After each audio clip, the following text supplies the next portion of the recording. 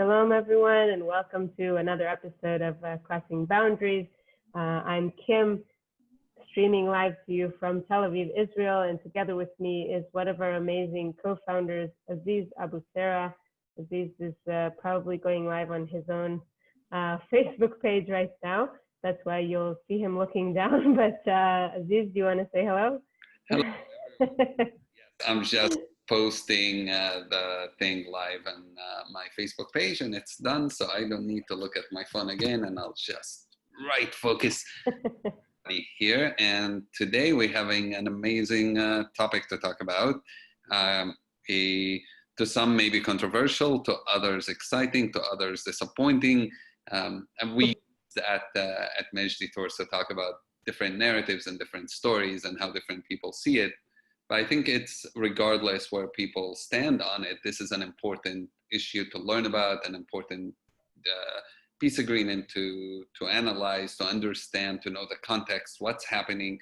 And I hear a lot of people talking about it without really knowing what's going on. And so we thought this will be a good time to bring some people to discuss it. And Kim, do you want to introduce our first guest? Sure. In a second, I actually wanted to ask you, Aziz, what it seems like or looks like in the U.S. I know that usually when I used to meet American travelers, I would say, let's imagine that Jerusalem is the center of the universe. Just imagine it. Because for me, looking at the news and being Israeli, it seems like the truth. But I wonder what you're feeling in the U.S. About this whole peace agreement. Well, since I don't meet a lot of people, I'm not 100% sure. I think until next week, when there's supposed to be a signing of an agreement, we can hear more from Ronit, I'm sure about that. You're not going to hear as much about it in the States. So I didn't see as much a huge coverage. I actually saw some of my Israeli friends who live in the States saying, why is the US ignoring, the media ignoring? I think because there was no ceremony and there was no, it's not as much in the news. It's not really breaking in like, oh wow, a huge thing is happening. That's not the case. And also remember, we are in an election year in the US. Right. People are more interested to talk about the elections. There are things, there's a pandemic, the elections are so much, and news cycle is just so much. And so UAE, Israel is not the biggest topic right now. Interesting. Well, okay, we'll start with Ronit. I'm actually excited to say that we managed to have you on with us today, Ronit. So thank you for joining, and same for the other guests.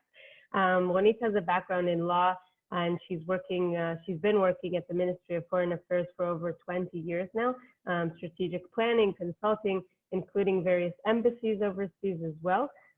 So we're definitely, it's a great thing that you've joined us today. And I think that you'd be best to give us some background about this agreement. Could you just tell us how it came to life and what is everyone talking about? Thank you very much. I'm very happy to join you. It's actually something, at least in Israel, it was presented as a surprise, okay? Something that has suddenly happened. Well, if you know anything about international relations, things do not happen suddenly. Be that peace or war, by the way. Things either escalate or they come to fruition. These are the terms that we use basically when we talk about definitely agreements and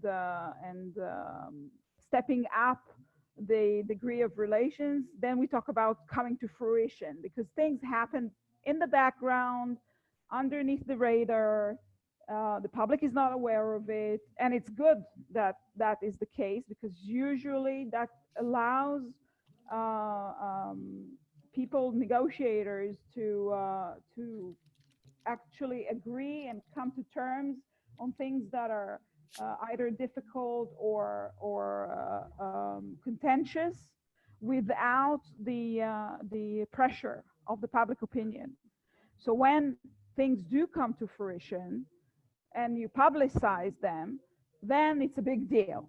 So basically what we've seen in the last, let's say 10 days is coming to fruition. Things that have happened actually since 1995. Why I'm saying 1995 or even before 1993. The early 90s, everybody knows about the Norwegian brokering of negotiations between Israelis and Palestinians. That again happened below radar, very silently, so to speak. And when it came to fruition, then we had the two tracks. The bilateral track that came to was basically embellished by a series of agreements with the declaration and then the interim agreement and the constituting of the Palestinian Authority, and the multilateral track, which the vision was that it would benefit everybody and support the bilateral track if there would be some kind of multilateral set of activities and agreements, etc. Then I remember that because up until the murder of Prime Minister Rabin, there were lots of meetings with a lot of people on water, on desalination, on creating projects that would benefit people, be it by tourism or cultural exchange or what have you. And then the murder of Prime Minister Rabin and the second Intifada basically kind of shattered that multilateral track, but it established a connection between Israelis and other Arab people in the Middle East, not just the Palestinians. There was the peace agreement with Jordan that was signed in 1994, that was part of it. And there were actually Israeli delegations in Morocco, in Tunisia, in Qatar, you believe it or not, in Oman,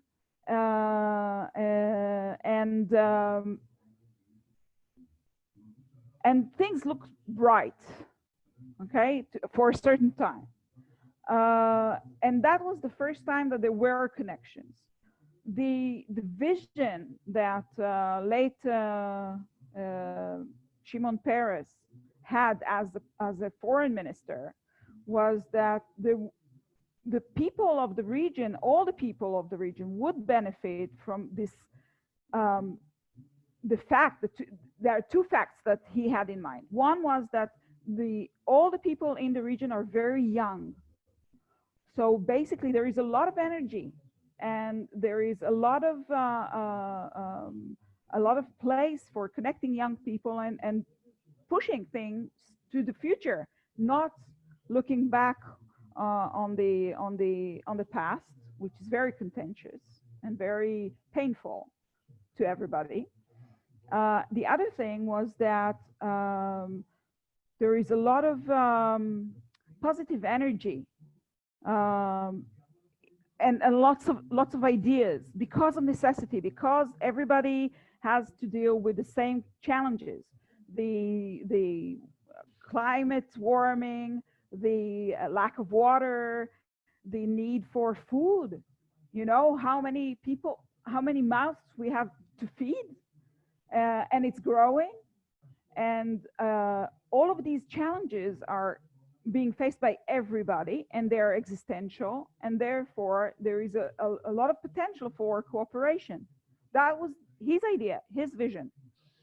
So he was then a foreign minister. He became president. He pushed these ideas as well during his presidency. And a lot of the connections underneath the radar with the Gulf states, especially with Abu Dhabi and Dubai, and to a certain extent with Oman, were established then.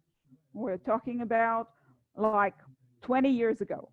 But what What made this relationship that you're right. I mean, I knew these relationships existed. I knew people who had, I've been to UAE and seen Israelis there even before this agreement. But what made it become public today and go to the extent of a normalized relationship in the open? What was the thing that pushed to that, which is considered a big change? Yeah. I don't think there is one thing. I think it's an accumulation of things. If you look at states at large, I'm kind of digressing to give a background. Every state at large has interests and pushes for the realizations of these interests. And it looks around its environment and calculates what are the chances, what are the opportunities, what are the challenges. And things do not stay stable. They're dynamic all the time. They change all the time. Reality changes all the time. So you have to do this assessment, this net assessment again and again and again. If you're a good statesman, you do that. I think with the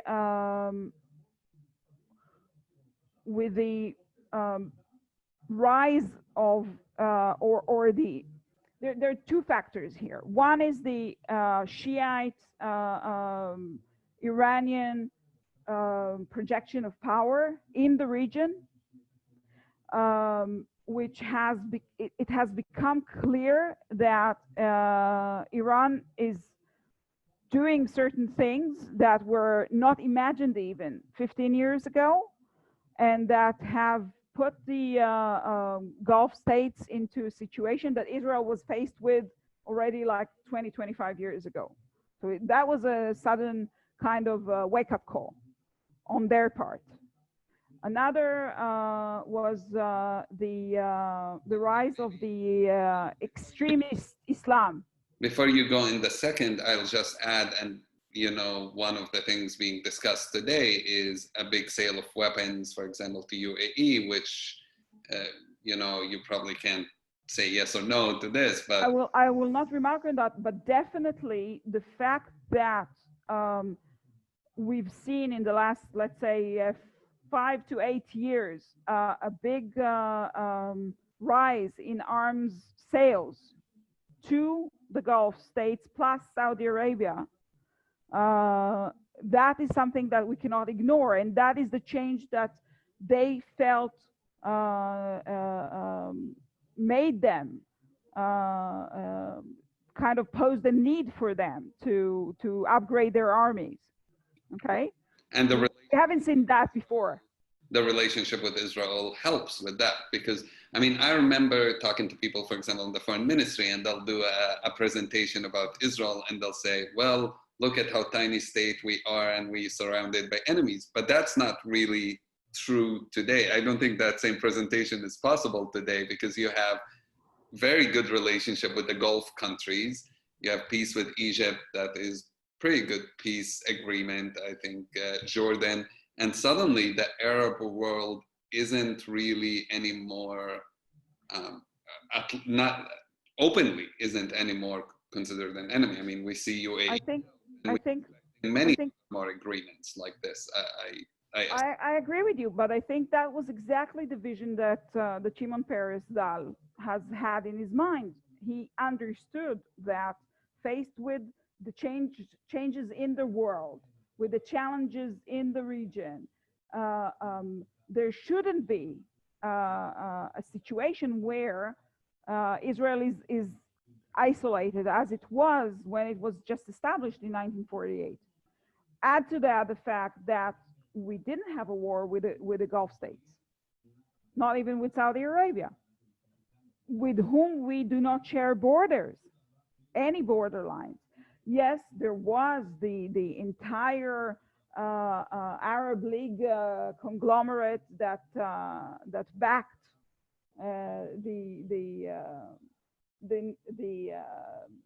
position that Israel doesn't have a right to exist up until a certain point. But if we are talking about recent history, last 20 years, This is not the case anymore. This is not the case anymore. So that vision that Shimon Peres had is actually coming into fruition, apropos, Right. fruition under the last 11 years under Benjamin Netanyahu, okay, where he basically seen the same vision, understood that there is a chance here, that there is an opportunity over here to realize these ambitions and this vision that Shimon Peres had, and that time and the geostrategic circumstances have changed enough to actually bring these relations from under the table onto the table, right, and put them in front of the entire world. And Kim, I'm sure you have a question. Sorry, I have so many questions for you. I'm dominating, but I'll let Kim ask this one, and we'll probably just a couple of questions, then we'll go to some of the other guests as well. I wanted to ask, I know that you were talking about realizing what opportunities we can create out of this type of agreement. I'm just wondering how you think this will affect Israel in the future, and also how it will affect the Israeli-Palestinian relationship in the near future and the far future. Well, I think everybody's heard what Prime Minister Netanyahu has had to say during the fact that this agreement came into light, and then the delegation that traveled from Israel to Abu Dhabi last week. There is a lot of things that are on the table. Economically, first and foremost, okay? Trade relations. There is a talk about R&D, especially around the coronavirus nowadays, but also other stuff, harnessing the fact that both nations are enjoying a high level of research and academic capabilities. Kind of picanteria is that there is already a shoe selling company that was established by two Jewish Iranian brothers who have immigrated from Tehran, who will open a new store in Abu Dhabi next month, because they are harnessing their former old relations with the Abu Dhabis, who were their trade partners when they were in Tehran, in order to expand their businesses already to Abu Dhabi. So the trade relations and the economic opportunities is very much high on the scale of cooperation. We shouldn't ignore the fact that there is an international body called IRENA. That's an international institute for desalination research that is located in Oman, but the Emiratis are very much partner of that, and Israel has a representative in the institute. So fighting desertification, desalination, harnessing the sun and water in order to create answers on energy, clean energy, and in agriculture and food creation, food security. That is as well something that is very much on the table, that combines both research and development as well as economic opportunities.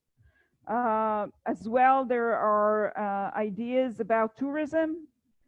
We all heard the fact that the skies were immediately opened to cross between Israel and eastward, let's say like that, above Saudi Arabia and the Gulf states. And this direct flight that has taken place last week was kind of a demonstration of that. I actually put a question mark on that because of the coronavirus. So in a world where the tourism industry and the flights as such, as a vehicle, are under real serious jeopardy, it needs to be seen what exactly will develop from this opportunity, because it is an opportunity. So this is one other thing. There was and still is the old, let's say, Ottoman idea of connecting by rail, the Hijazi line from Saudi Arabia all the way to Damascus and Turkey. And there is a line that basically goes through Beit Shan and Haifa that the Brits have created back then and now has been reestablished. But laughing on the romanticism on it, let's talk about facts. You could ship containers on rail quickly and very much shorten the entire round trip that you need to take around the Arab Peninsula and into the Suez Canal in order to connect between the Indian Ocean and the Mediterranean. If you do that by rail from the Emirates across the desert into Jordan and then into Haifa, this is something that is seriously an infrastructure idea that could be realized.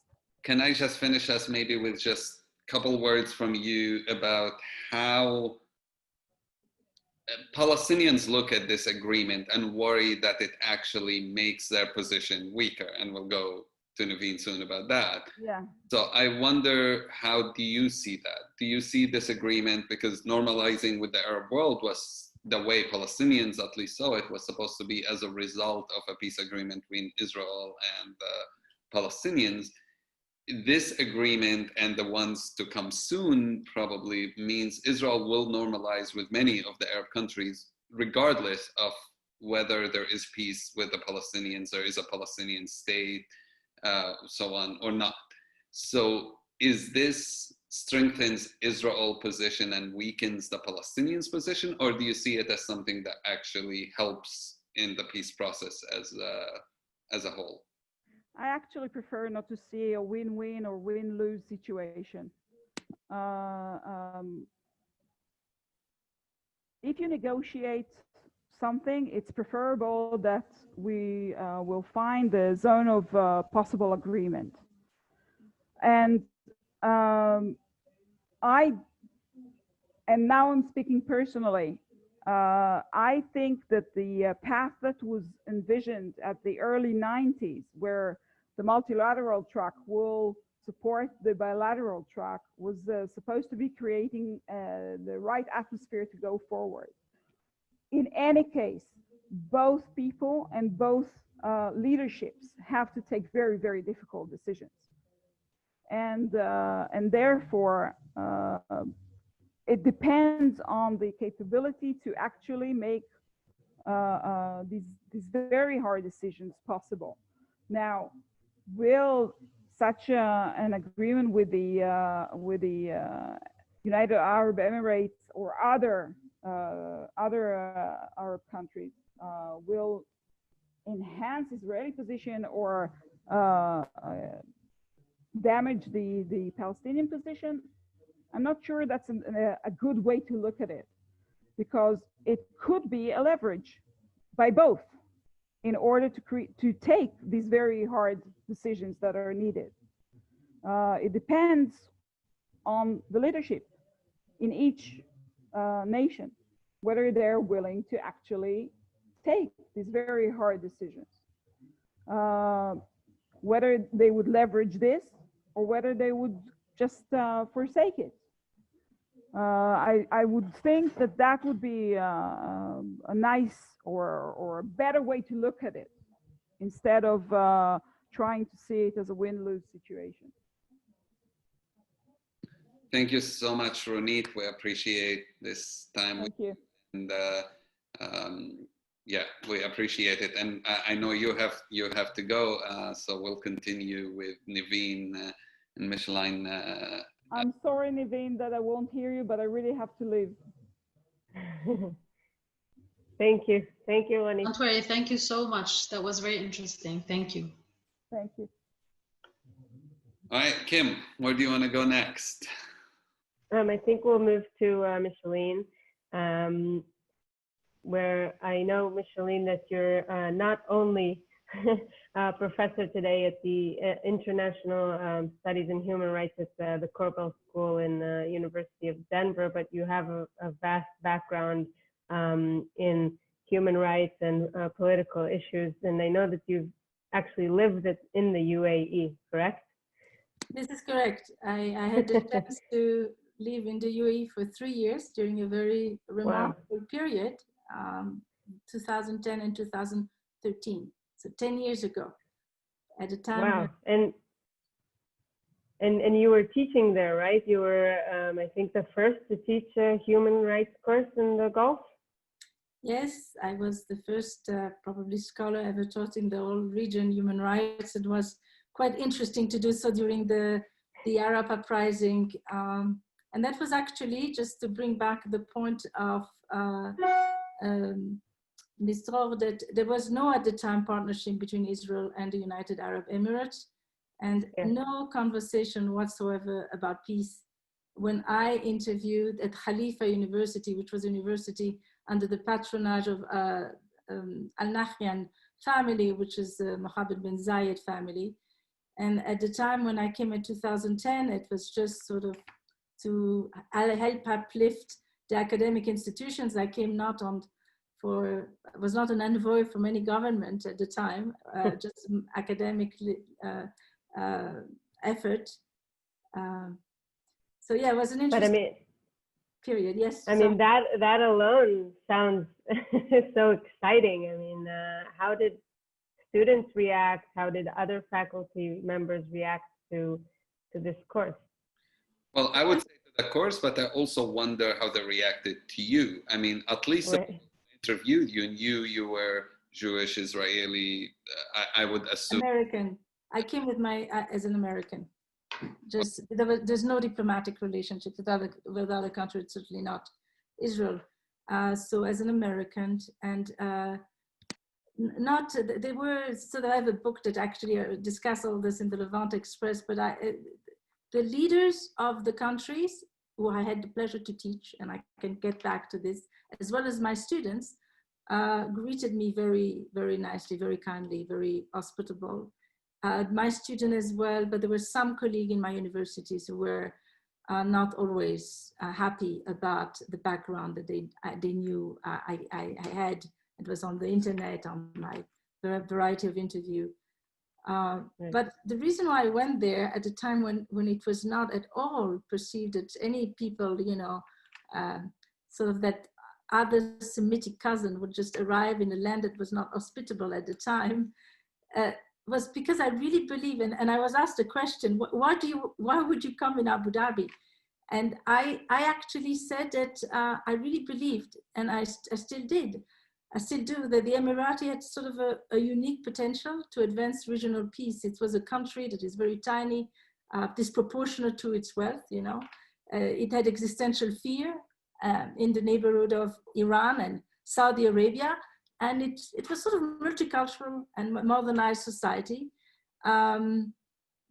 You couldn't talk about Israel, you couldn't talk about the Zionist entity, you couldn't, I mean, you could perhaps talk about that, but this was sort of a foreboding and a very taboo subject. I had been sort of brought up in Europe, I speak French, I have sort of the capacity to just interact in different ways, but it was a very interesting period, and being part of that region at the time of the Arab uprising, I had initially thought the world of the Arab world was opening up, and then during the Arab winter it closed up, and also my hope for the UAE was disappointed at that time because of its involvement in a variety of conflicts, including Yemen, where there were a number of, I mean, large a large tragedy ensue, as we know, in Yemen with the involvement of the Gulf countries. So I was not as happy then, but sort of hope, and I can speak about that because I know I'm sure you're going to push me on this, but a sort of a hope that was rekindled with this peace process, and for a variety of reasons. So ask me the question you want. I don't want to keep speaking alone here. That was the exact question. If this peace agreement brought up any hope back, and what are your general thoughts? And of course, if you have anything about what Ronit mentioned, then feel free to perhaps different lens. I come from a different perspective to this issue. Maybe there are some similar conclusions, but not all of them. So I don't think that peace are made and always paid with good intention. I think people might actually come to peace because they want, even in the United States, and I think as Abu Sarah was just telling us, that we are all here very much involved in election, but even the UAE and Israel, it's sort of like a one check and a bonus point for the US foreign policy, because there's not been any agreement. So we cannot take away the politizations that has happened during this campaign, this electoral campaign. It's also true that for the Israeli and Bibis, this is actually also, he scores high or successful to be a peacemaker. So I would suggest that there is a clear interest from a political perspective, both in the American and the Israeli side. From the UAE side, definitely the country has been drained by the conflict in Yemen. I think it has been very costly. And it looks also for assistance with respect to Iran. So from an elite perspective, everybody is actually really happy that it's happening. But I would just suggest, and I would go beyond that, and I would say that it is a trickling effect that might actually benefit more people than one think. So with respect to the Emirati, and for the one I knew, because I did teach at the royal family, don't ask, I taught political philosophy during the Arab uprising. It was very strange, but I did. And for about a number of years. But I knew that there was quite a clear fear, not just about the Iranian, but also about the Muslim Brotherhood, Hisla, and the fear that they could topple the regime. So that very step for them is a very courageous step, because they are fearful of being toppled. They were fearful of being toppled during the Arab Spring. But they're also in need right now because they have the Iran in front of them, and they are not very in comfort zone with the Iranian, and also Saudi Arabia in an interesting way, which is the giant next door. With respect to the Palestinian, the elite doesn't particularly have a strong feeling one way or the other. Remember the Iraq War, #2. So not so much, but the Emirati street or the Arab street truly care about the Palestinian. I mean, truly, the Muslim Brothers truly care. And I think that this peace process will can push, as the potential. Nobody has a crystal ball, but at least has the potential for some concession that Israeli will have to make if more countries are willing to get into the ring of peace. And that is the reason why, to me, it kindles some hope. I think that having leverage, the Palestinians need leverage. And it's true that the Palestinian Authority was not welcoming of this agreement, but if they think it clearly, they would see that the Emirati cannot go on their own unless they have not just the Emirati street, which is small with respect to the Emirati, the Abu Dhabi and Dubai and other principalities, but it's important with respect to the region. You need to have the Arab street on your side for leaders in the Arab street in order to actually build up further concessions and further peace agreement with Israel. And if that doesn't happen, that peace will be vacuous.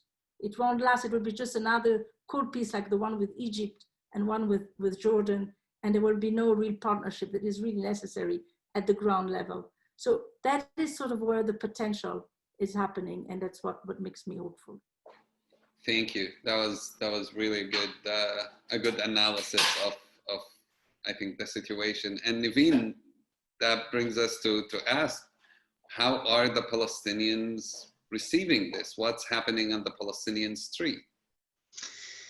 Hi, Hi, good evening, everybody, and I don't know, good afternoon or good morning for the rest of us. Wait. I just said Naveen tell us, and I forgot to say Naveen is one of the leaders of the Palestinian community. She's working in a group of organizations, consultant to a group of organizations, and she's the executive director of Hukukuna, a Jerusalem organization that works for Jerusalem resident rights and so many other things.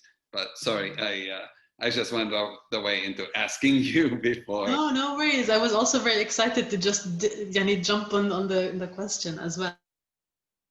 So thank you again for inviting me to talk about this interesting topic as well. For the Palestinians, I think it wasn't a secret that there has been a lot of deals and a lot of business agreements and a lot of even army and weapons treaties between the United Arab Emirates and Israel. We always knew about it, especially that the United Arab Emirates need that for Iran, but also for its war in Yemen. And we always heard about, the Emiratis using the Israeli high tech as well, looking at it for resources in the fields of agriculture specifically, not only in weapons and arms. But also we knew that even before signing this agreement or before talking about this agreement, in the Dubai 2020 Expo, there was supposed to be an Israeli exhibition as well, even without signing that agreement. So somehow Palestinians knew all of this. Still, it was a slap in the face for the Palestinian street, and also I think for the Palestinian authority and the Palestinian leadership as well. To have agreements, to have some sort of relationships with Israel was always kind of okay, because you're not really normalizing the relationships in an agreement. But once you normalized it in an agreement, the Palestinians felt betrayed by another Arab country, and they felt that they lost an important player that is going to put pressure on Israel for signing a peace agreement with the Palestinians. And specifically, I think the Palestinian Authority was really dependent on the the Arab Peace Initiative.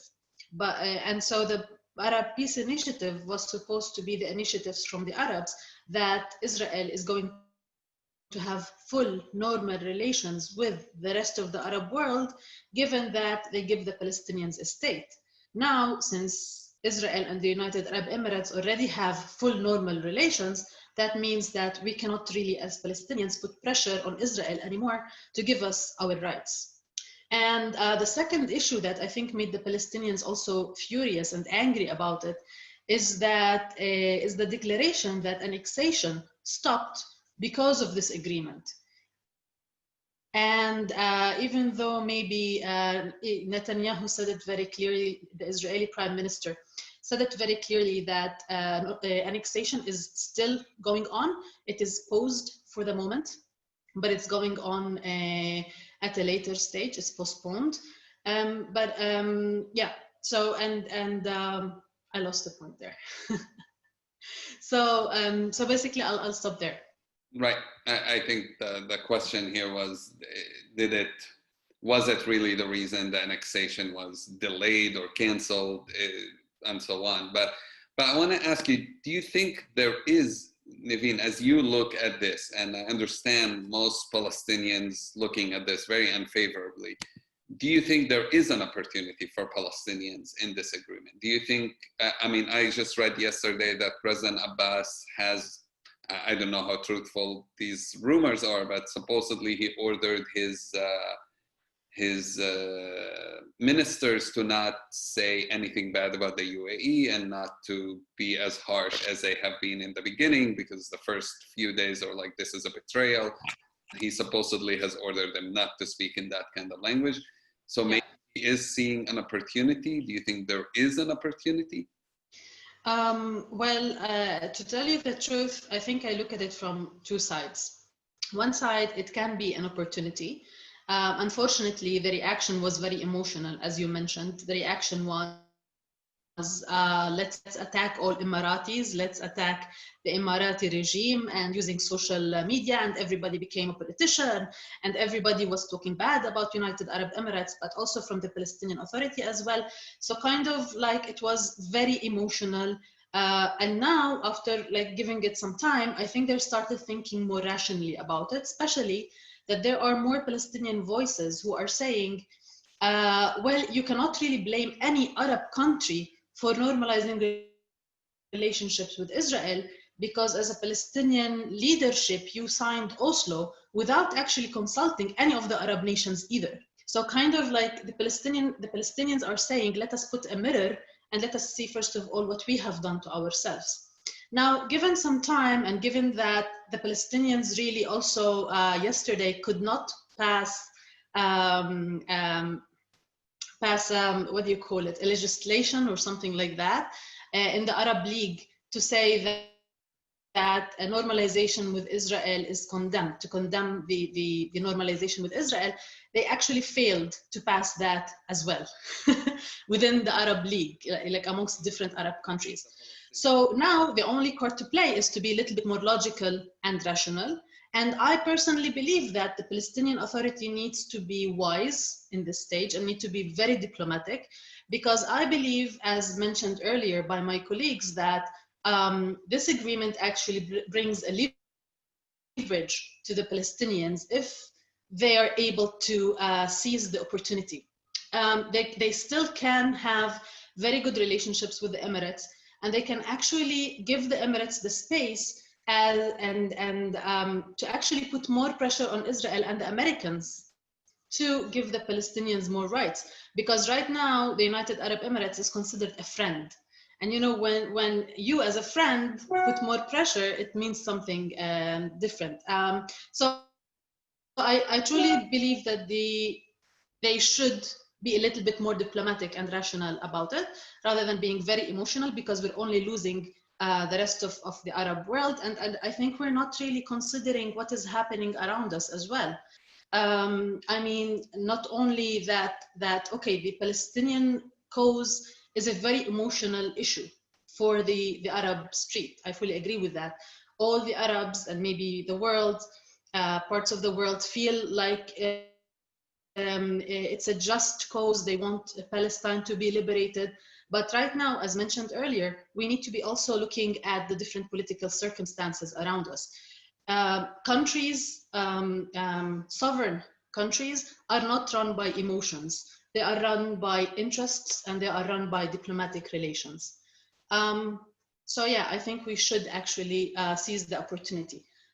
Something else that maybe I need to mention here is that if you remember, when the American administration peace plan was presented, what we call as the deal of the century, was presented, in that room, there was not a single Palestinian. There were Israeli diplomats, Mr. Netanyahu, and of course, a lot of the representatives of the Gulf states as well were there. So it means that maybe by actually signing this agreement, it's saying we endorse Trump peace plan. And I think if the Palestinians say we're not going to engage, in a way, they're going to find themselves in a situation where the deal of the century is enforced on them, because we're already seeing it happening. Thank you, Naveen. Ms. Shalene, do you think we're getting some good questions from our listeners? Do you think that it's likely that the UAE will advocate for Palestinian rights?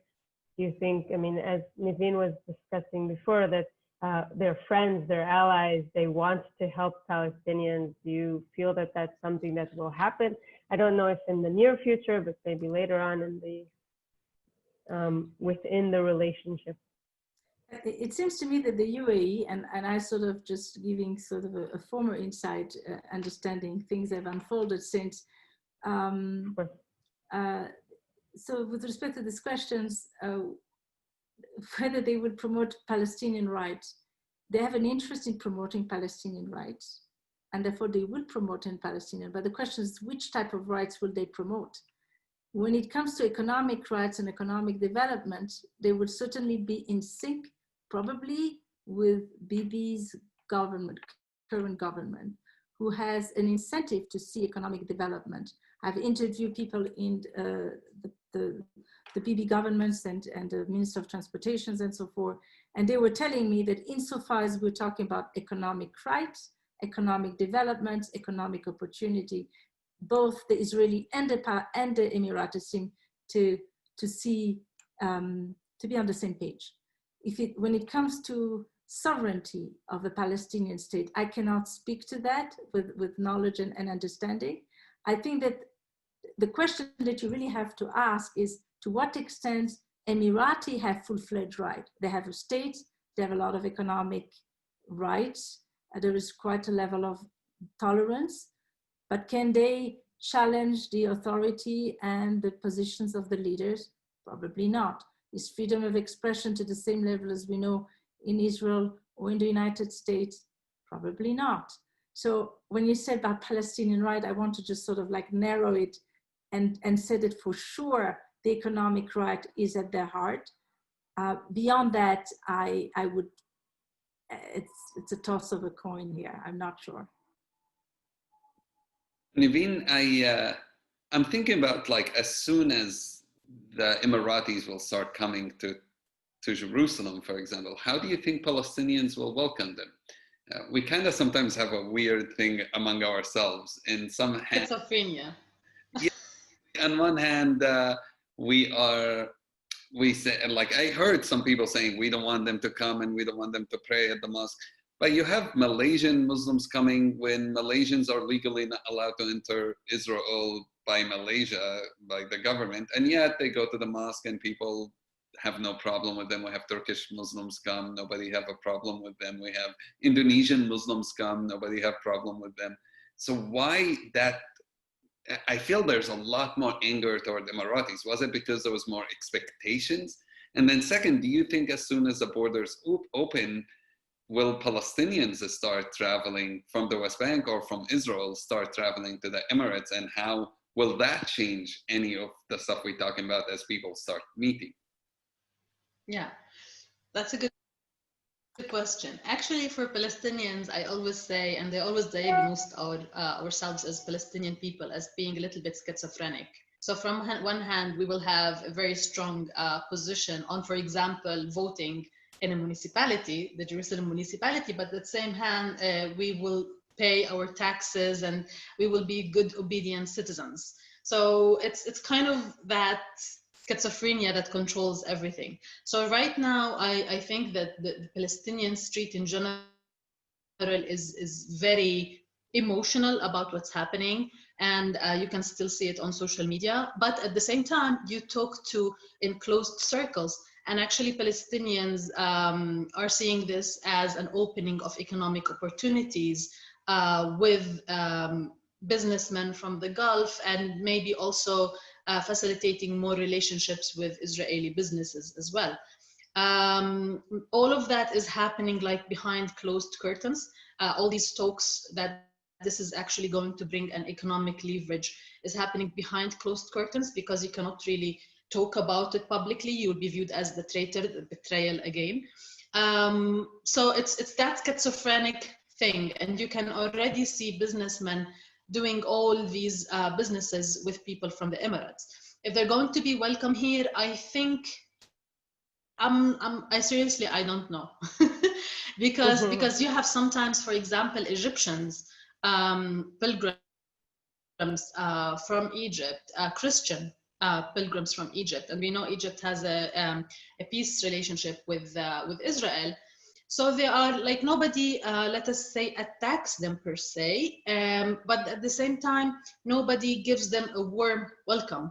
So it's kind of like that, yeah, you're here, you want to buy, you can buy, but things, but you're not really welcome in a sense. So maybe it's going to be with the Emiratis as well. Again, it depends on how rational people and the Palestinian leadership advocates for that, because they can actually advocate that this is a good thing. it's a good thing to break the ice between what is happening for the Palestinians, what occupation means, and the rest of the Arab world. The Arab world needs to come and experience firsthand what it means to live under occupation. And I think Right. that is what's going to revive us again. Now, for Israelis, they're already wanting to go there. For Palestinians, Naveen, it's like every Palestinian wanted to visit that. Naveen, just before we continue this conversation, I'll also talk a bit about what Israelis are thinking. I just want to be sensitive in terms of timing with Micheline. I know that you're shorter on time, Micheline. So if you have any like final words before we say thank you, pleasure to have you. Well, thank you. Just to follow up to what Naveen was saying, I want just to say that there are many Palestinians already living in the Emirates, and they are always seen sort of, the soul, the fire of the Arab world in many ways, particularly on the streets. So something that has existed prior to the agreement, and I don't think has changed. I also know that the Palestinians, whether they're in the West Bank and elsewhere, have private political conversations and what you say to outsiders. Just like anywhere else, just like the Israeli will have, just like the American, this is sort of a normal way of talking. I would be very doubtful that there would be no, over the long run, some form of greeting and welcoming among the Palestinians, even in the West Banks of the Emirati. They would see it as a bridge of some sort to the Arab world, that they know. I remember meeting Palestinians who would tell me, you've been to Abu Dhabi and Dubai, how come I cannot go? And it was one of those sort of, I wish I could go. So I really think in the long run, this is going to come to pass. And just as a last word about any piece of agreement, they have always potential. They don't always succeed. We know the Oslo Agreement did not succeed. Right. So, but sort of, if I'm allowed to just bring Mark Twain, since we're in the United States, I will just finish with this one sentence that suggests that continuous improvement is better than delayed perfection. So we may as well just take that ride and see where it takes us. So with that, I thank you. Thank you so much. Thank you, Micheline. Incredible. Thank you. And Kim, do you have something for Naveen, or do you want me to go? Yeah, I just wanted to add about how Israelis are looking about the future travel, and we were talking about financial cooperation, and I think that one of the things that are being talked about a lot is that there are huge cultural gaps, and Israelis are starting to get scared from, starting to do business with someone that we might make mistakes. Maybe tourists will go there and they will actually close off tourism to the UAE, and I think that's something that's kind of sitting in the back of Israelis' minds as well. Is it scary? Is it, do we want them to come here? Do we want to travel to there? And I think that that's something that every person would feel to a country that you could never step foot in. So I think that's interesting to keep that in mind as well as we're thinking about how Israelis and how Palestinians will react to this new line of tourism. Oh, absolutely. I fully agree. I think there is, and that's where Palestinians have a role potentially to play, because we know both cultures, and if Israelis and Emiratis are thinking about a long term, Palestinians are the perfect middle ground. Now, again, there are many who might not agree with this, especially right now.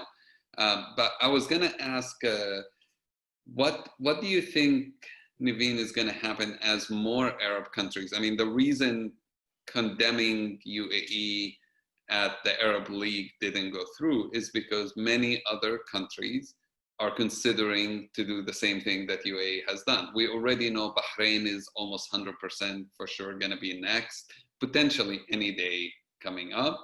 We know Oman is one of the countries that have been considering it also for a while. Even Saudi Arabia is one of the countries who is, these negotiations shouldn't, if tomorrow there is an announcement that Saudi Arabia is making a peace deal with Israel, anybody who's shocked really hasn't been following what's going on. So what is this doing to Palestinians, and how is it affecting perhaps because really what it says, at least the way I read it, is the Palestinian Authority has become irrelevant in the Arab world. Nobody really cares what they think. And there's a crisis of leadership. And I wonder if people on the street see that or just see it as, well, the Arab countries doing their own thing. They're not seeing also the diplomatic failure of the Palestinian leadership through all of this. Yeah. So first of all, rightly, as you said, so there's so many other Arab countries that are actually thinking of like also signing these agreements with Israel as well. And again, it depends on their interests in the region as well. Palestine is an emotional issue. It doesn't really bring any interest. It doesn't really serve the interest of the Arab countries, especially in the Gulf. I mean, if you're talking maybe about the Levant region, it's going to be different because there's this feeling still of the pan-Arab Abdel Nasser kind of thinking, but in the Gulf, it's different. They don't have that feeling and they're ruled by interests, basically. Now, for the Palestinians, I see it as, first of all, we need to consider, as you mentioned, what's happening in the Palestinians itself and the Palestinian Authority. There's a fragmentation between Gaza and the West Bank. Gaza is ruled by Hamas. It is supported by Qatar. You have the West Bank right now that is ruled by the Palestinian Authority, Fatah-led. I mean, even if I was an Arab country, I mean, what can I do? You don't even have agreement amongst yourselves, and we have interests that we need to push. So kind of agree, first of all. And the other thing I think that I wanted to say was, let me look at that. Okay, I lost it again. I don't know. Okay, basically, as I mentioned, I would like to go back again to this Trump peace plan, or the deal of the century. Because again, the deal of the century, if you look at it and who endorsed it, was basically the Arab countries that were present in that room: Oman, Bahrain, and the United Arab Emirates. They have interests with Israel. They want to go on with the Trump peace plan, the deal of the century, as it is, because of their interests again, and because of they have very good relationships with the current American administration as well. The Palestinian Authority doesn't really have a say in that. Now, what the Palestinian Authority can do is thinking outside of the box, is thinking in a very innovative way right now, and stop saying this or raising the slogan of the classical two-state solution. I think what is happening right now is the end of the classical two-state solution as we know it, and the Palestinian Authority needs to come up with either dismantling the Palestinian Authority, asking for equal rights in one state, or maybe putting on the table the idea of two states, one homeland, or putting on the table the idea of a one-state solution or a confederation. But to stay hijacked in that mentality of the classical two-state solution and the borders of 67 and all the other things, it's not feasible, and we're actually losing as time passes. That's why I'm saying peace agreements are not peace. I wouldn't call them peace. Agreements are going to go on, and they're going to be signed, and the Palestinian leadership needs to understand that unless they take very serious measures internally right now, but also diplomatically, they're definitely going to lose. And we're going to see the deal of the century implemented in a couple of years. Thank you so much, Naveen. We appreciate the time you've given us, and I think we've come to the end of our live stream today, and we'll continue next week. And next week we're gonna try something a bit different, right, Kim? We're gonna try to do a twist to the way we've been doing this live stream. So you want to tell people what we have in mind? Sure. Well, we decided to begin like a series of live streams. So we're not going to be jumping between countries or different topics. We're going to be talking about diversity, diverse populations of the Middle East. We call this People Are People because each of them deserve a voice, and we're going to talk about the difference in, I don't know, immigration waves and how they're internalizing into or coming into different countries and how they're coming along today. And that means that a few episodes in the future are going to be talking about these populations. And we hope that that will be more interesting and relevant for all of our listeners. So join us again next week, and as we continue traveling and connecting through our computers. Awesome. And like we always say, it's not where we travel, but it's how we travel. Thank you, everyone, and have a good day. Thank you. Bye-bye.